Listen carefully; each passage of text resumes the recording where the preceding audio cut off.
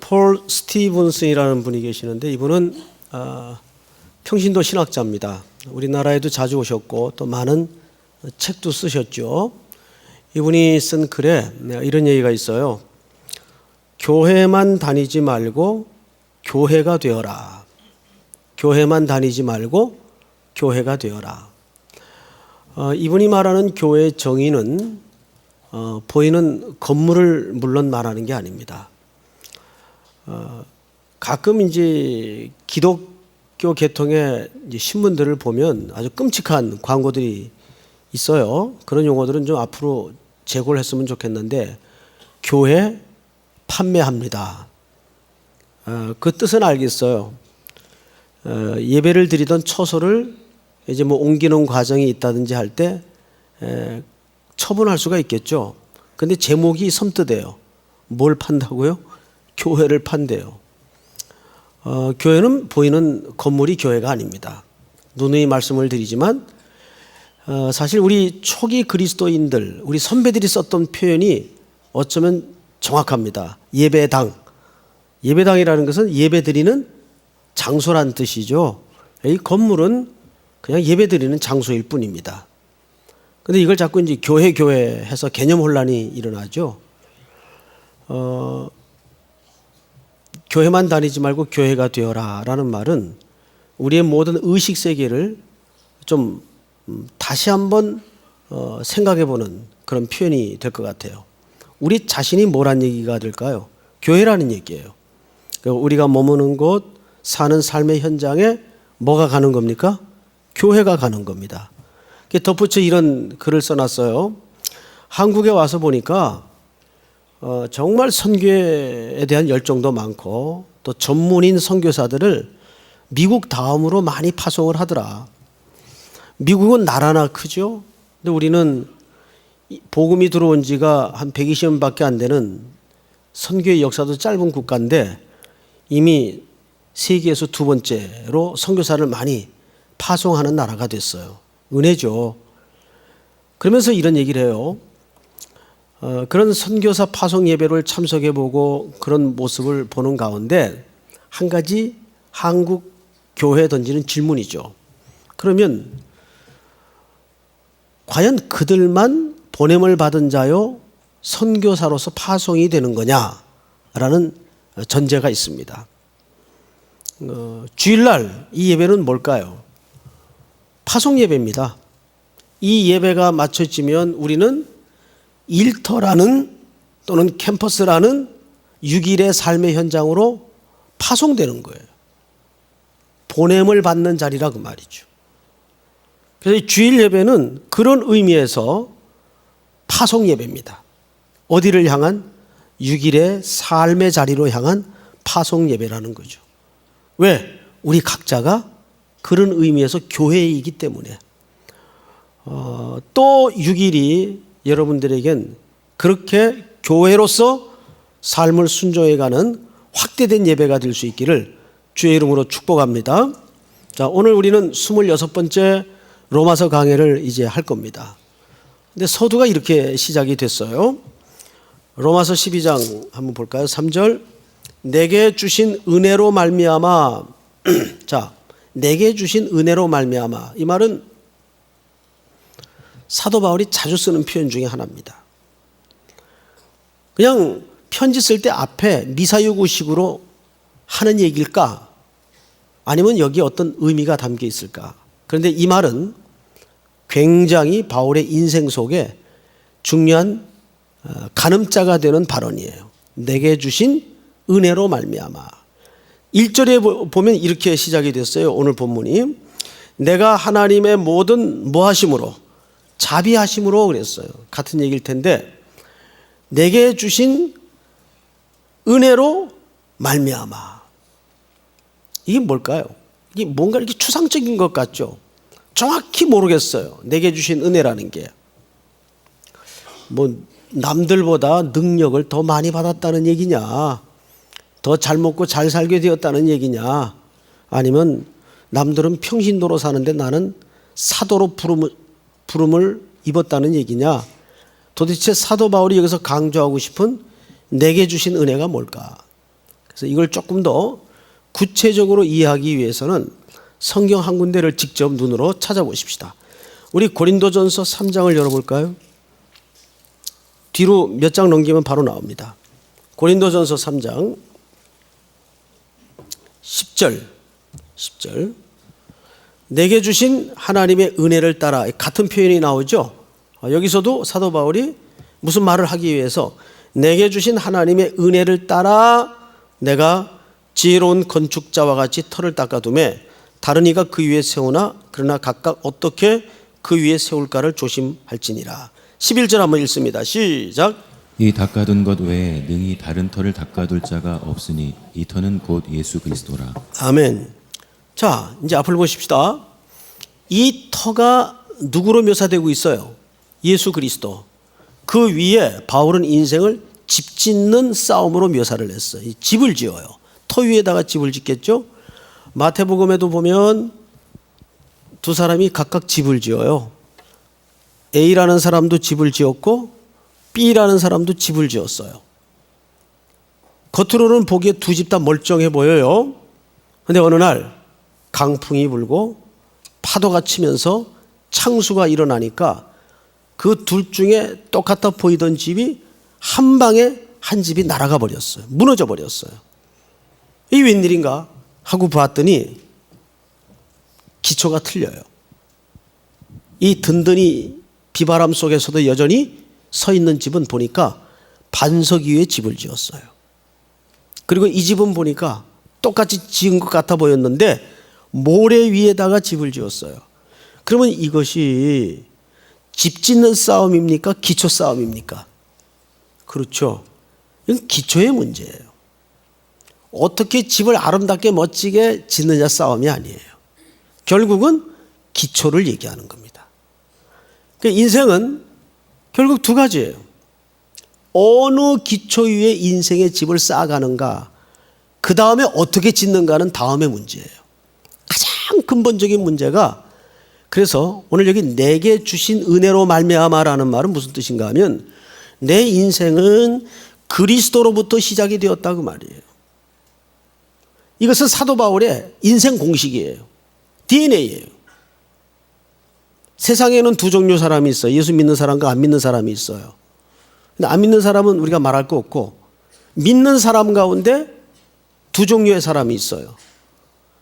하나님이 주시는 힘으로 사는 사람과 자기 힘으로 사는 사람이 있어요. 성도에게는 두 종류의 인생이 있어요. 아담이 첫사람, 첫 인류의 대표자로서 무너지게 되었던 가장 큰 계약 위반이 뭡니까? 인간은 하나님이 설계할 때부터 어떻게 만들어졌는가 하면 하나님 안에서 그분께 은혜를 양분을 받아 행복하도록 설계가 되었어요. 그런데 사단이, 하나님에 대해 반기를 든 사단이 쫓겨나서 그 하나님의 걸작 중에 하나인 아담을 다가와 유혹을 하죠. 그 아내를 통해 유혹을 해요. 먹어봐. 먹으면 네 눈이 굉장히 밝아질 거야. 그리고 모든 걸 다 지혜롭게 분별할 수 있고 네가 하나님처럼 될 수 있어. 자존과 독립을 촉발시킵니다. 여기에 그만 아담이 넘어가 버려요. 그래서 인류의 가장 큰 교만은 뭐냐 하면 독립하려는 시도, 자존하려는 시도가 인류의 가장 큰 교만이에요. 그래서 그는 결국 하나님께로부터 끊겨져 나가죠. 이때부터 인간의 자원은 유한한 자원이 되었어요. 생명이 끊어지고 병이 찾아오고 시들미 시작이 되고 파탄이 결과물로 만져지게 되었습니다. 여러분, 이것이 인류를 설계할 때 하나님이 원래 설계한 대로 인간이 순종을 안 한 까닭입니다. 그래서 두 가지예요. 내 주는 은혜와 양분과 힘으로 살래? 네가 벌어서 네 힘으로 살래? 딱 두 가지예요.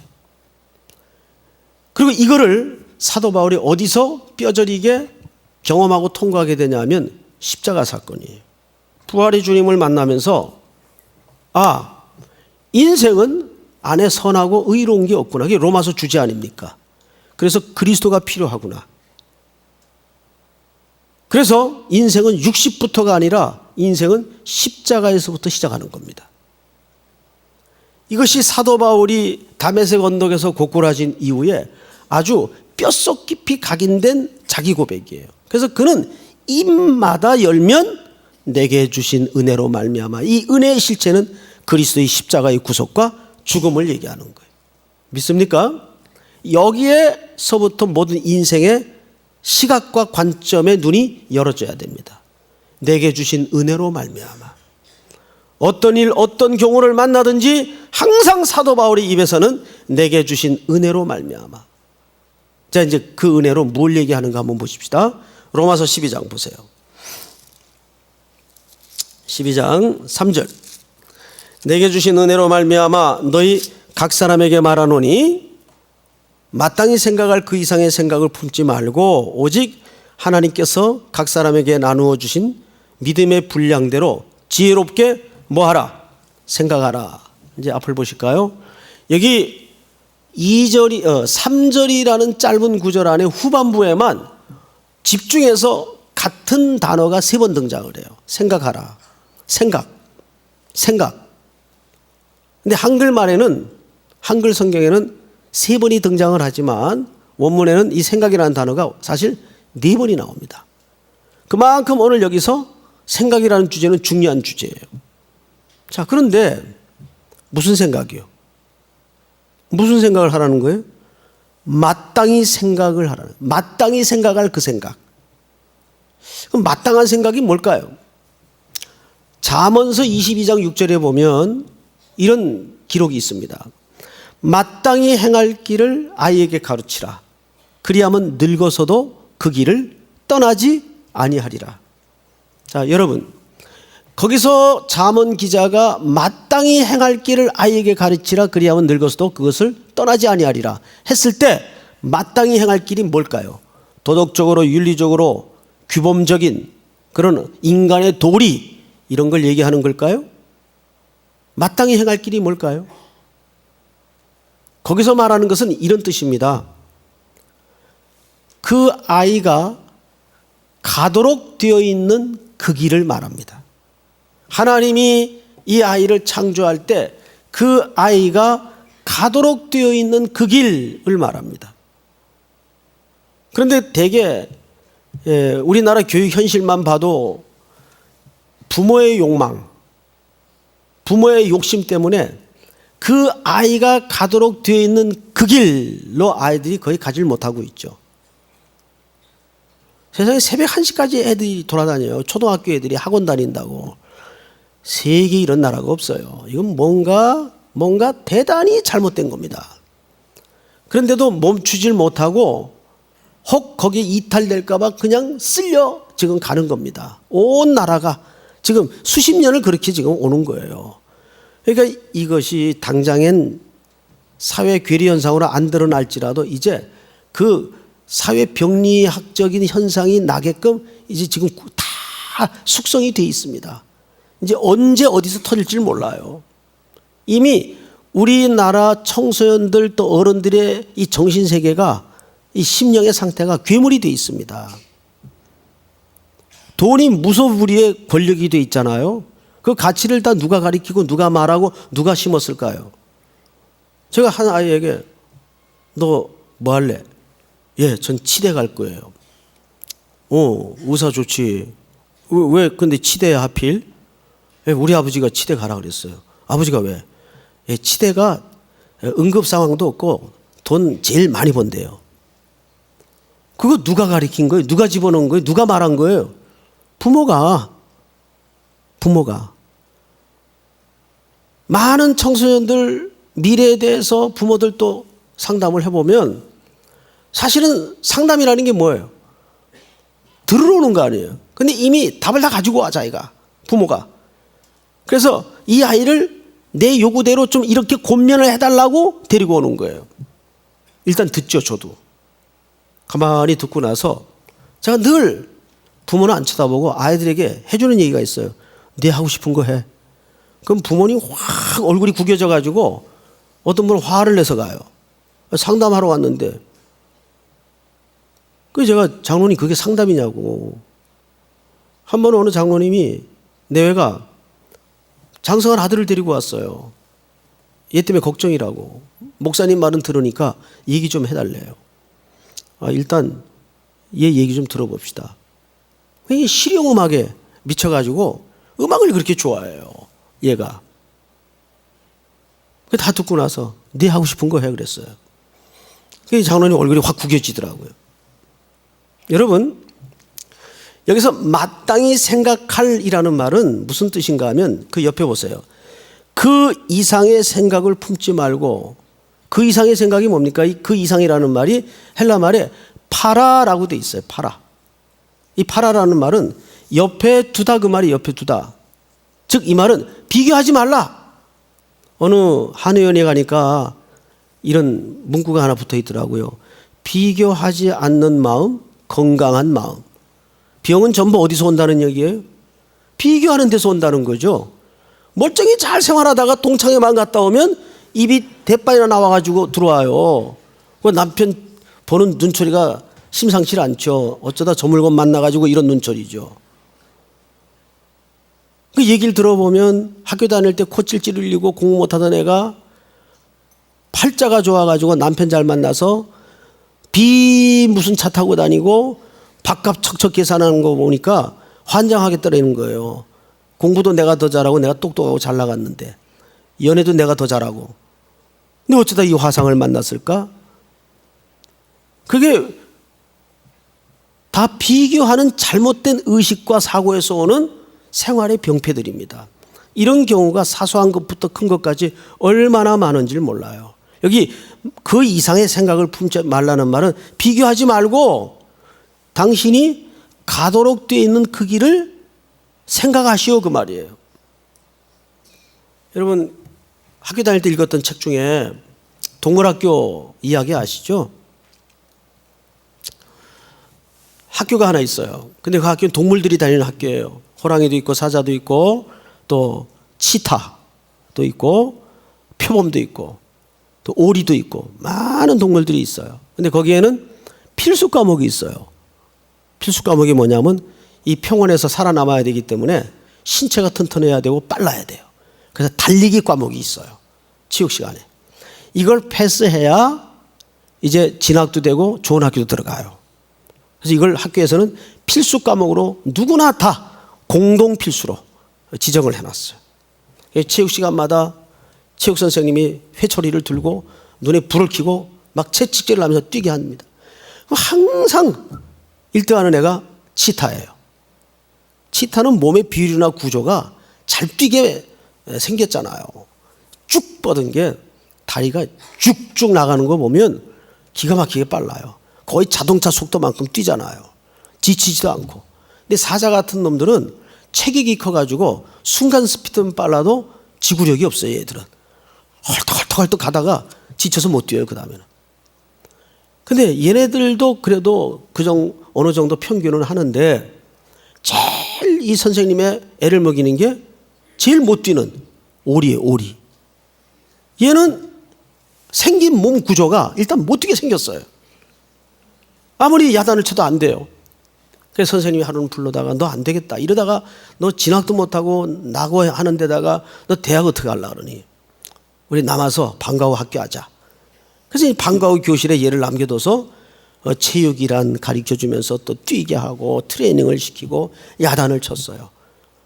이 슬픈 소식을 집에서 부모님 다 들었습니다. 안 되겠다. 너 과외해야 되겠다. 그래서 이제 이론만 가르치는 선생님 또 실기 선생님 붙여가지고 이 오리를 과외를 시키는 거예요. 끝나는 시간이 몇 시인가 봤더니 새벽 1시에 끝나요. 애가 과외까지 갔다 오면 파김치가 돼가지고 잠을 못 자는 거예요. 한 번은 학교에서 선생님이 얘를 보고 절망한 가운데 너 반항하는 거냐? 점점 더 왜 방과후 학교도 하고 과외도 하는데 이렇게 성적이 떨어지냐? 정 못 뛰겠어? 그리고 아래 다리를 봤더니 다리에 피멍이 들고 이 발가락과 발가락 사이에 그 뭐가 있습니까? 물갈퀴가 있죠.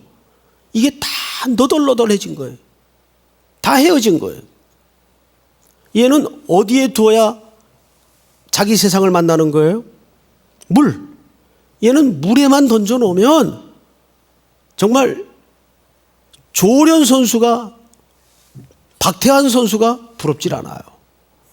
마음껏 막 하루 종일도 떠 있을 수 있어요, 얘는. 그런데 앞불사, 얘가 가야 될 길이 아닌 그 되지도 않는 육상을 시키다가 얘가 눈 감고도 잘할 수 있는 수영마저도 못하게 만들어 놨어요. 이게 소위 오늘날 교육에 대한 하나의 풍자적 그림이죠. 오늘 교육의 현실이 그래요. 또 우리는 이론으로는 머릿속에 배우는데 우리의 삶의 현장으로 가보면 전부 휩쓸려 다니고 몰려다녀요. 전부 대기업, 전부 좋은 학교, 이런 식으로. 그래서 거기에서 사람을 평가하고 인간의 가치를 논하는 이런 세속의 가치가 어느새 교회까지 떠밀려 들어왔어요. 그래서 교회에서도 심지어는 효율을 따지고 경제성을 따지고 능력을 따지는 세상이 되고 말았단 말이죠. 여러분 성경을 잘 보세요. 자, 3절 하반절에 보면 마땅히 생각할 그 이상의 생각을 품지 말고 오직 하나님께서 각 사람에게 나누어 주신 무슨 분량대로, 믿음의 분량대로 지혜롭게 생각하라. 앞을 보실까요? 여기 믿음의 분량이 뭐예요? 여기가 중요한 단어가 나왔습니다. 믿음의 분량. 이 분량이라는 개념 때문에 이거를 자꾸 크기의 의미로 이해하는 분들이 있어요. 믿음의 분량은 우리 이제 목회자들끼리도 친한 사람들끼리 만나면 농담 반 진담 반으로 그런 얘기를 해요. 아유, 쟤는 100명 정도 믿음의 분량밖에 없으니까 100명 목회하는 거고, 쟤는 5,000명 정도 믿음의 분량이 있으니까 5,000명 하는 거고, 이걸 자꾸 세기나 크기로 이해를 해요. 여기 믿음의 분량을 그런 데 갖다 붙이는 거 아닙니다. 그럼 여기서 말하는 믿음의 분량이 뭘까요 도대체? 지금부터 이 믿음의 분량에 대해서 설명을 할 테니까 잘 이해하세요. 우선 여쭤볼게요. 믿음이라는 건 자기 속에서 나오는 확신이나 어떤 의지를 얘기하는 겁니까? 하나님의 선물입니까? 에베소 2장 8, 9절에 보면 믿음은 하나님의 선물이니 이는 아무 육체라도 그 앞에서 자랑하지 못하게 하려 함이니라. 믿음은 선물이에요. 그 선물은 바로 예수 그리스도를 자신을 얘기합니다. 그래서 우리가 은혜를 많이 받았다는 것은 그만큼 불쌍히 여김을 다 많이 받았다는 얘기가 됩니다. 그래서 하나님이 잘 보세요. 각 사람에게 나누어 주신 믿음의 분량이에요. 그러니까 이 믿음은 그리스도를 기초로 한 믿음이에요. 그런데 그분이 하나님이 자기의 기쁘신 뜻을 따라 역할과 위치와 기능을 각각 따로 주셨어요. 그게 분량이에요. 역할과 위치와 기능을 여기서는 분량이라고 묘사를 한 겁니다. 그러면 그 역할과 기능과 위치가 다르다고 해서 가치가 다른가요? 그런 건 없거든요. 우리는 비교를 하니까 누가 낫냐 싸움에 걸리는 겁니다. 그래서 그 이상의 생각을 품지 말라는 말이 그래서 나온 얘기예요. 그러면 이 각 지체들은 어디를 지향점으로 계속 일관되게 시선을 고정시켜야 될까요? 머리이신 그리스도. 왜? 하나님이 우리 교회를 하나의 몸으로 이해하셨어요. 설명하셨어요. 그리고 이 몸에는 모든 기능이 다 똑같이 만들어 놓지 않았어요. 전부 귀만 있으면 몸꼬라지가 어떻게 되겠어요? 예를 들어서 다리가 나 왜 맨날 밑에 있어? 기분 나쁘게? 냄새나고 싫어. 나 위에 있을래. 그 다리가 여기 달리고 막 그러면 몸이 어떻게 되겠어요? 이제 우스운꼴이 되지 않겠어요? 자, 이것을 사도 바울이 아주 재밌는 표현을 하나 한 군데 남겼습니다. 우리 뒤로 넘어가서 고린도전서 12장을 보세요. 고린도전서 12장 12절을 볼까요? 12절. 저하고 교독을 합니다. 몸은 하나인데 많은 지체가 있고 몸에 지체가 많으나 한 몸임과 같이 그리스도도 그러하니라. 시작.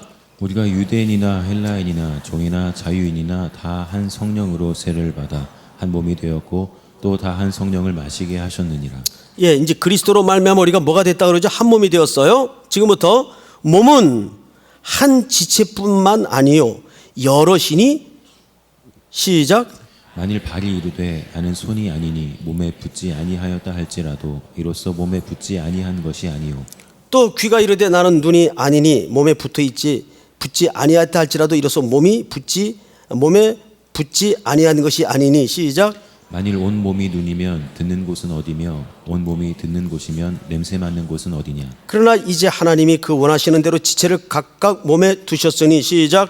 만일 다 한 지체뿐이면 몸은 어디냐. 이제 지체는 많으나 몸은 하나라.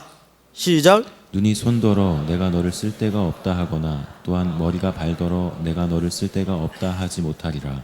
22절 같이 읽습니다. 그뿐 아니라 더 약하게 보이는 몸의 지체가 도리어 요긴하고. 자, 앞을 보세요. 더 약하게 보이는 몸의 지체가 더 뭐하다고요? 사실은 요긴하대요. 예를 하나 들게요. 주일날 9시에 예배가 시작이 됩니다. 그러면 1시간 전에 중보기도 팀들이 당번을 짜가지고 매주일 우리보다 1시간 먼저 와요. 그래서 저 기도실에 들어가서 하루에 드려질 모든 예배 순서와 어린아이들 예배까지 기도를 합니다. 이건 보이는 일이에요? 보이지 않는 일이에요? 보이지 않는 일이에요. 보이지 않는 일이라고 해서 덜 가치 있나요? 어쩌면 그 더 귀한 가치일 수 있어요. 또 우리 예배 들어오다 보면 하루 종일 저 찬바람 맞으면서 주차 봉사하는 분들이 있어요. 빨간 막대기 들고. 저분들은 오래 살 것 같아요. 왜? 욕을 하도 많이 먹으니까. 별 욕을 다 하고 간대요. 성도인 줄 뻔히 알면서. 그 사람들 월급 받고 여기 고용된 분들 아니에요. 그런 분들인 줄로 오해하는 분들도 가끔 계세요. 근데 저분들이 욕 먹는다고 에이씨 이거 못 해먹겠다. 이거 한다고 뭐 직장에서 월급을 더 받아 승진을 해줘. 안 해놔. 그리고 집어 던지면 그 다음 어떻게 될까? 이 쑥대밭이 되는 거죠. 난리가 나는 거죠. 엉망진창이 돼요. 찻길이 막 엉켜가지고 꼼짝을 못하게 합니다. 그 예배 못 드리는 거예요. 우리 몸을 가만히 이렇게 거울 앞에 비추어서 묵상을 해보면 여러분 이 몸처럼 신비한 게 없어요. 아무리 로봇을 지금 정교하게 만드는 세상이 왔다 할지라도 로봇 진짜 정교하게 요즘 만들더군요. 그런데 하나님이 창조한 우리 신체 관절만큼 신비한 게 있나요? 이거 얼마나 놀라워요. 이거. 예? 어느 로봇 만드는 사람이 이런 로봇을 만들 수가 있어요. 그리고 사람들 움직이는 그 동작을 보면 신기해요. 그 마디마디마다 관절을 다 하나님이 만들어 가지고 꺾게 만들고 옆으로도 가게 만들고 신기해요. 이 귀만 놓고 보세요. 귀 이렇게. 여기 살짝 각도를 꺾어서 앞으로 향하게 해놨죠. 그리고 귀에 보면 소리가 잘 쏙 들어가도록 이 굴곡과 그 각도가 기가 막히게 정교하게 만들어져 있어요. 이 하나님의 창조품이에요. 그런데 하나님은 온 몸을 위해서 지체를 다 각각 만들었습니다. 그렇다면 역할이 다르다고 해서 가치가 다른 게 아니에요. 똑같은 거예요. 가치는. 자, 우리 세상에 사용되는 표현을 이런 걸 조직이라고 합니다. 조직은 효율과 경제성과 또 약한 것을 과감하게 따지고 잘라냅니다. 그게 조직이에요. 조직의 생리예요. 어쩔 수가 없어요. 왜냐하면 세상은 이익을 창출해야 되기 때문에 장사하는데 이익을 생각하지 않고 장사하는 사람은 그건 있을 수가 없어요. 그래서 효율과 경제성을 따져요. 그리고 약한 것은 과감하게 정리합니다. 근데 교회 안에 이 그룹을 어떤 분이 가끔 이런 표현을 써요. 교회도 하나의 조직입니다. 앞으로 그 개념은 머릿속에 지워버리세요. 잊어버리세요. 교회는 조직 아니에요. 교회는 조직이라고 말하지 않고 유기체라고 얘기를 합니다. 조직과 유기체의 차이가 뭘까요? 유기체는 지체와 지체 사이에 서로 생명이 오고 가는 사랑의 관계가 유기체이기 때문입니다. 믿습니까, 여러분? 그래서 우리는 조직이 아니에요.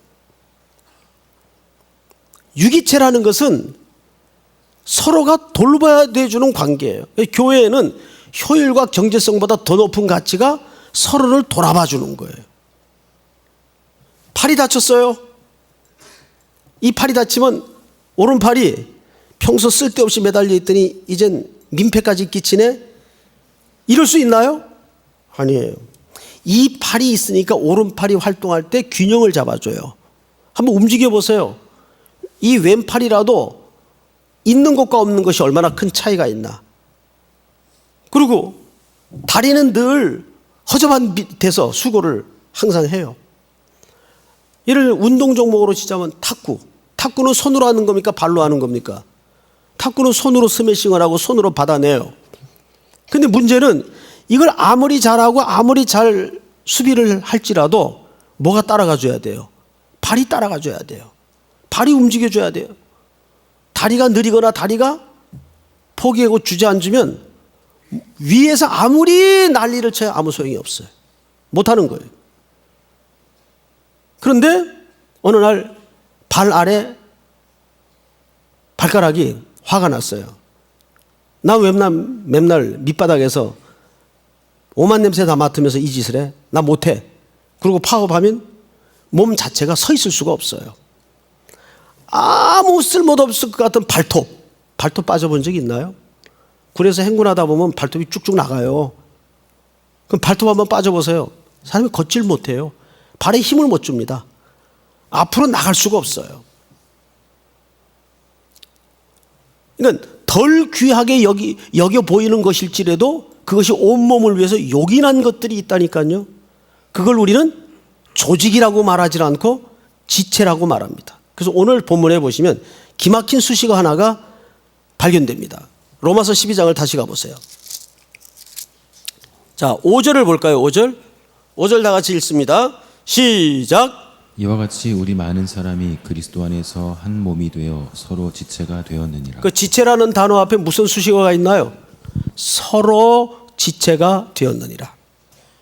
자, 이제 우리 이번 주부터 이제 선교가 시작이 됩니다.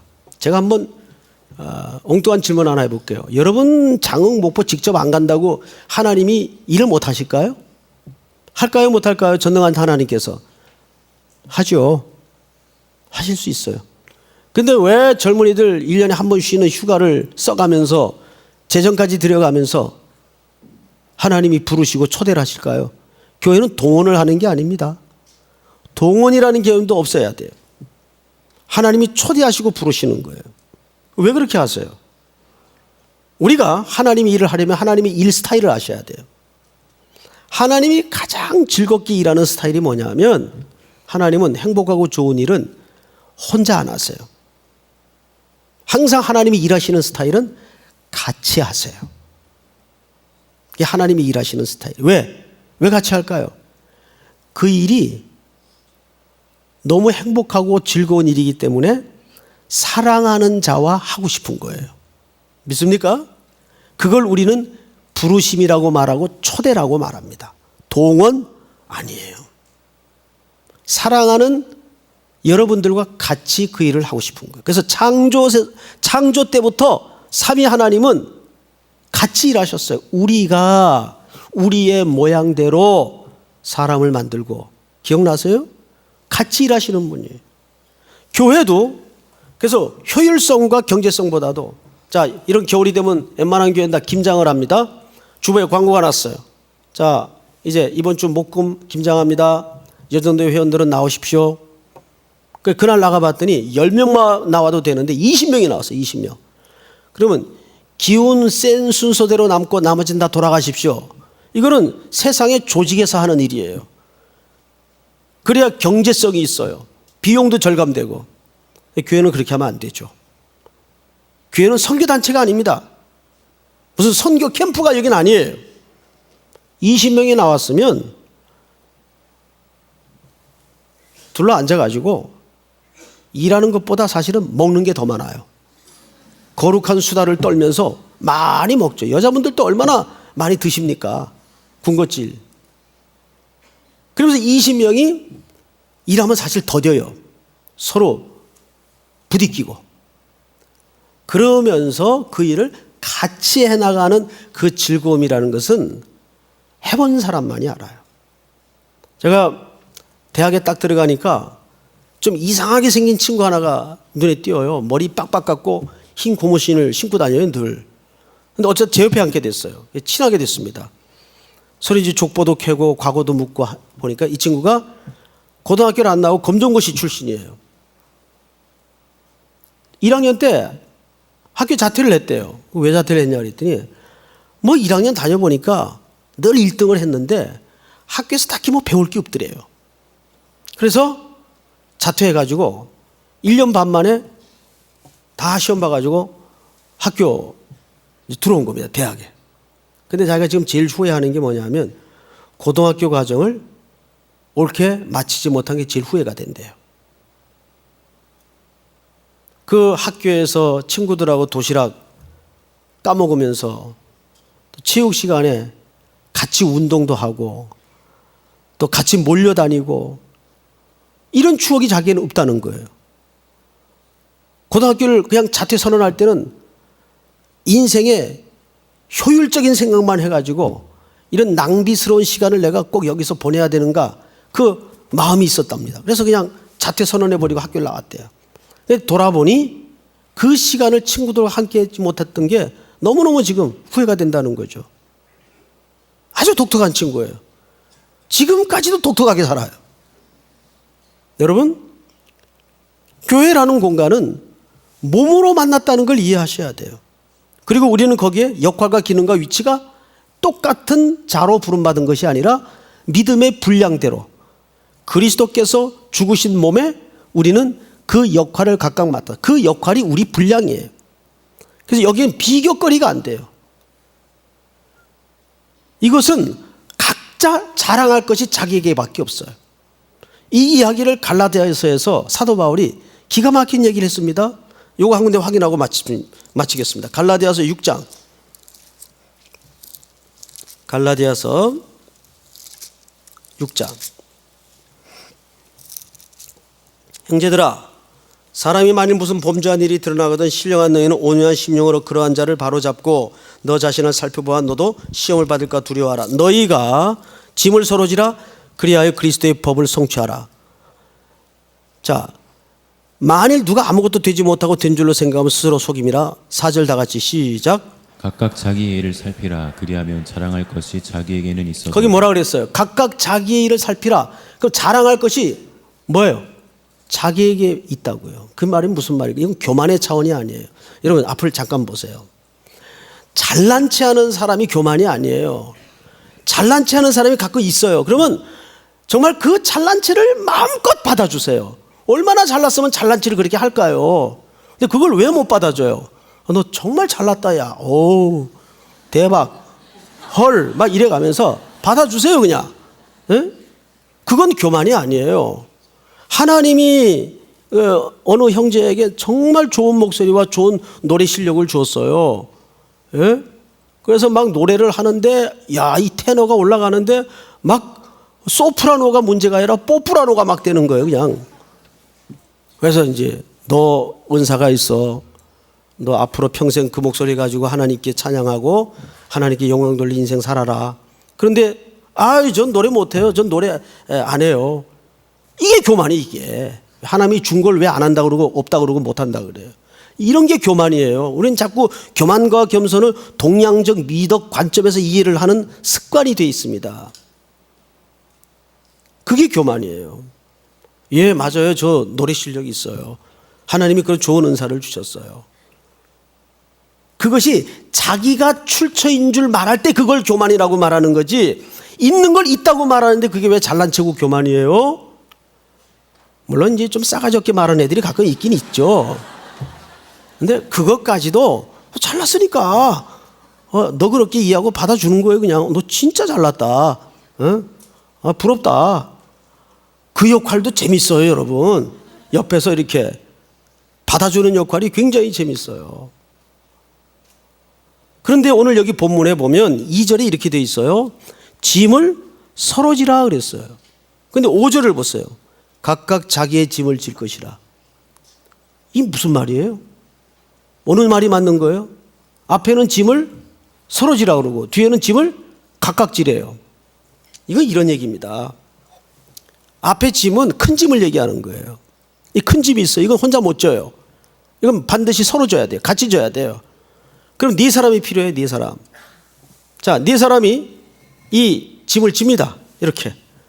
네 짐을 지고 있다가 네 사람이 수고를 할 때 이 짐이 져지는데 이 짐을 지고 있다가 엄지가 기분 나빠. 야, 내가 그래도 손가락 중에 제일 위인데 어떻게 쫄다고 너희들하고 같이 이 짐을 지냐? 나 못해. 존심 상해. 갈래.